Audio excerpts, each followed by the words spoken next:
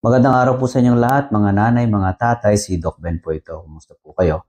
Ngayong araw po ay pag-usapan natin kung ano ba itong NICU at kung ano bang dapat nating i-expect or dapat ba tayong mag-alala kapag ang inyong pong baby ay na-admit sa unit na ito.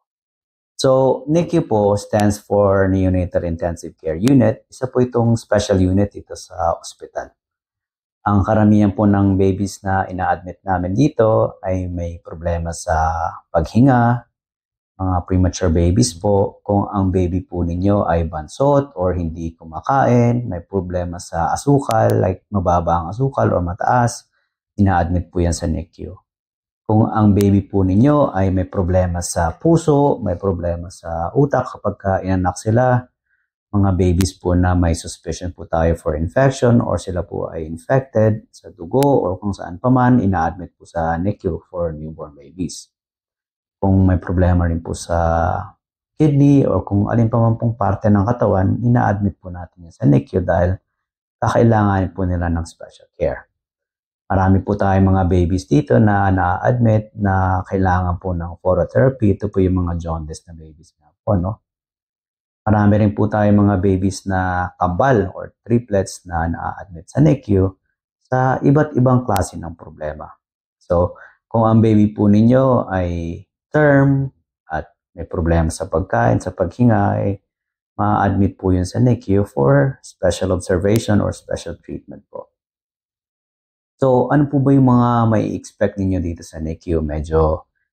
Ito po, it varies, depende po sa unit na mapupuntahan ninyo. Pero, ang usual na makikita po ninyo, meron po tayo mga incubators dito or mga warmers.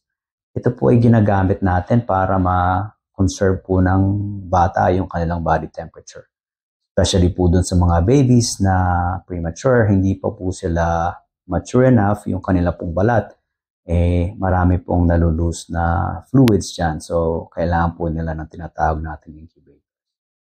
So, ito po makikita po ninyo, karamihan po ng mga preterm babies will be inside incubators.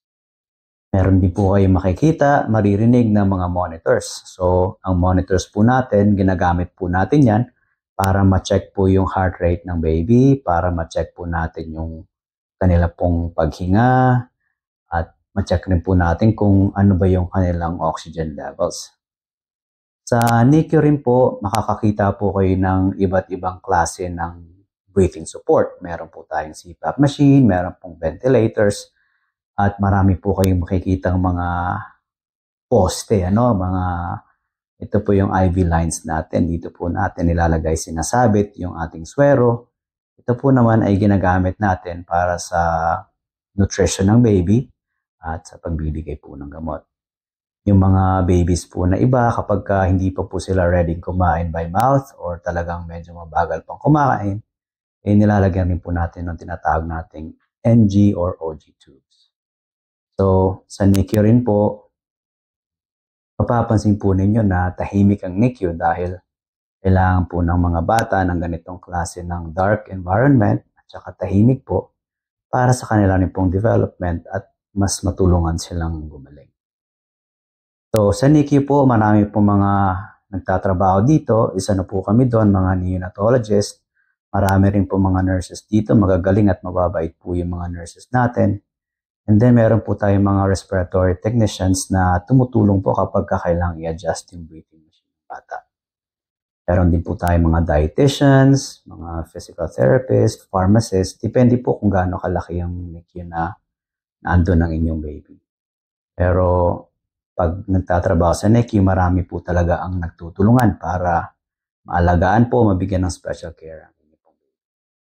Kung may katanungan po kayo or kung ang baby po ninyo ay naka-admit sa NICU, leave your comment, si Doc Ben po ito. Magandang araw po sa inyong lahat ulit.